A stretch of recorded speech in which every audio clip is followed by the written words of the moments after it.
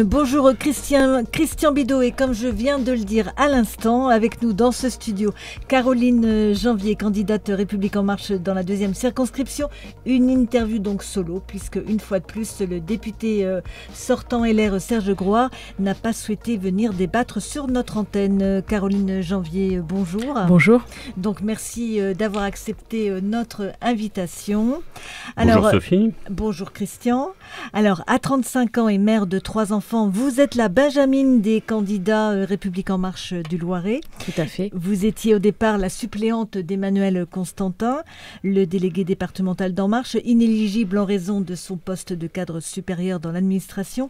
Vous travaillez, vous, à Saint-Jean-de-Bray comme conseillère technique à l'AIDAFI, l'association interdépartementale pour le développement des actions en faveur des personnes handicapées et inadaptées. Vous avez étudié à Sciences Po Paris avant de travailler dans le cadre de vos études en Russie, puis dans un service du ministère de l'économie en Afrique, au Kenya. Vous êtes donc arrivé dimanche en tête dans la 2e circonscription avec 35,4% des voix, à plus de 7 points, donc devant le député LR sortant Serge Grouard, qui brigue un 4e mandat, mais qui n'a obtenu que 27,8% des voix. Voilà pour le portrait. C'est à vous, Christian. Oui, Caroline Janvier, si vous êtes élue à l'Assemblée nationale, vous allez renvoyer dans ces foyers un député qui a quand même fait beaucoup pour Orléans, qui a chanté la Marseillaise à l'Assemblée. C'est pas quand même renvoyer un homme d'expérience à la maison, c'est grave, non ? Alors écoutez, moi je ne me suis pas présentée pour renvoyer qui que ce soit dans son foyer. Je me suis présentée pour porter un projet, le projet d'Emmanuel Macron. Voilà, c'est ma seule intention dans cette candidature, et c'est ce que je souhaiterais défendre à l'Assemblée si je suis élue dimanche. Pour rester quand même sur Serge Grouard, vous venez de publier un tract où vous dénoncez l'entre-deux tours malhonnête parce qu'il a utilisé une bande-son, je crois, de France Bleu, d'un débat de France Bleu. Pourquoi malhonnête ?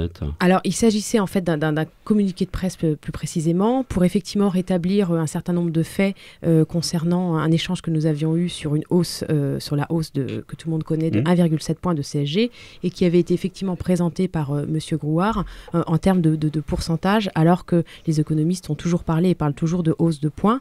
Et je voulais effectivement préciser les choses parce que ça pouvait laisser penser qu'il s'agissait d'une hausse de 20%, alors qu'en réalité, pour vous donner un exemple, sur un salaire de 1500 net, cette hausse donc de 1,7 points représentera 25 € par mois.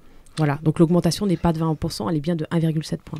Alors pour revenir à vous, Caroline, Madame Janvier, vous êtes une illustre inconnue quand même, et vous avez remplacé Emmanuel Constantin qui ne pouvait pas se présenter, comme l'a dit Sophie, parce qu'il était haut fonctionnaire à la préfecture.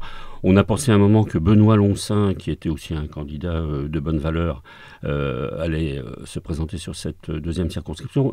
Pourquoi vous vous retrouvez à cette place ? Parce que vous connaissez Monsieur Delevoye, comme ça a été dit ? Alors pas du tout, je suis à cette place tout simplement parce que j'ai été investie par la Commission nationale d'investiture d'En Marche, parce que je répondais aux critères qu'ils ont fixés. Et voilà, j'avais moi auparavant déposé ma candidature dans cette circonscription, et j'étais en plus de ça effectivement suppléante d'Emmanuel Constantin. Voilà. Vous n'avez pas d'expérience. Est-ce que vous craignez d'être élu député ? Vous allez vous retrouver à un endroit que vous ne connaissez pas. Certes, vous allez être pris en main, j'imagine, par l'état-major d'En Marche et formé, mais enfin quand même c'est impressionnant, non ? Cette perspective. Alors, tout dépend ce qu'on entend par expérience et par compétence. Je travaille moi maintenant depuis 10 ans. J'ai une formation qui m'a sensibilisée aux questions d'intérêt public. J'ai mes différentes fonctions, que ce soit dans le service économique au Kenya et dans le secteur associatif, ont été aussi tout à fait cohérentes avec ce parcours au service de l'intérêt général et dans le dialogue avec les acteurs institutionnels, notamment dans l'élaboration des politiques publiques. Donc effectivement, ça me semble être un atout pour mener à bien ce mandat. Et pour compléter la question de Christian Bidot, comment vous voyez-vous la fonction de député ? Comment vous l'envisagez ? Alors, je l'envisage de 2 façons principalement. D'abord, la fonction de représenter l'ensemble des Français du territoire, à la fois dans le vote des lois et dans le contrôle des actions du gouvernement, mais aussi, parce que je m'inscris dans un territoire, être le porte-voix des enjeux de ce territoire. Et vous vous imaginez une parole libre au sein de la République En Marche, puisqu'on sait qu'il y aura une très forte majorité. C'est-à-dire que vous voterez en votre âme et conscience selon les projets de loi, ou dès l'instant où ce sera une loi du gouvernement Macron, vous voterez à tous les coups? Alors tout à fait, je voudrais juste rappeler quelque chose par rapport à ce qu'on peut entendre sur cette majorité. En Marche regroupe des sensibilités très diverses, de centre, de droit, de gauche, ou également des sensibilités écologiques. Donc, alors vous vous situez où justement? Alors moi je me situe en Marche, je défends le projet d'En Marche, le projet du président, mais je crois qu'effectivement il faut faire confiance à ses représentants pour porter à la fois le projet, mais aussi voter, comme vous le disiez, en âme et conscience. Mais votre sensibilité, elle est où? Au centre, à droite, à gauche? Alors, j'avais aucun engagement politique, moi, avant d'entrer En Marche. Des convictions, peut-être? Des convictions, tout à fait, des convictions, notamment de solidarité, mais aussi d'efficacité et de pragmatisme. C'est ce qui m'a donné l'envie de rejoindre ce mouvement. Donc, c'est effectivement l'ensemble de ce porté que je souhaite défendre. Oui, Caroline Janvier, donc on vous situe députée. Allez, on va faire de la fiction, même si ce sera peut-être le cas dimanche soir. Vous nous avez dit tout à l'heure que vous étiez donc à l'ADFI. EDAFI, oui. EDAFI, pardon, qui s'occupe des personnes handicapées notamment, et en même temps que vous avez occupé des fonctions dans une ambassade de France. Vous allez choisir quelle commission, celle des affaires étrangères ou celle des affaires sociales? Alors, la commission à laquelle je souhaiterais participer est la commission des affaires sociales, effectivement. Voilà. D'accord, plutôt que les affaires étrangères. Oui, c'est votre thème de priorité, la santé. Ouais. Alors, juste pour préciser, le service dans lequel j'ai travaillé au Kenya dépend en fait du ministère de l'économie et pas du ministère des Affaires étrangères, contrairement à l'ambassade. Voilà. Mais... D'accord. Voilà. Donc la santé, ça reste bien l'une de vos priorités? Tout à fait, la santé, la solidarité, parmi d'autres, parce que j'aurai à travailler sur différents enjeux et dans ce territoire, il y a beaucoup d'enjeux et de questions qui sont apportées. Alors parlez-nous un peu de ce territoire, comment vous souhaitez l'améliorer, comment vous pouvez le porter à l'Assemblée nationale si vous êtes élu?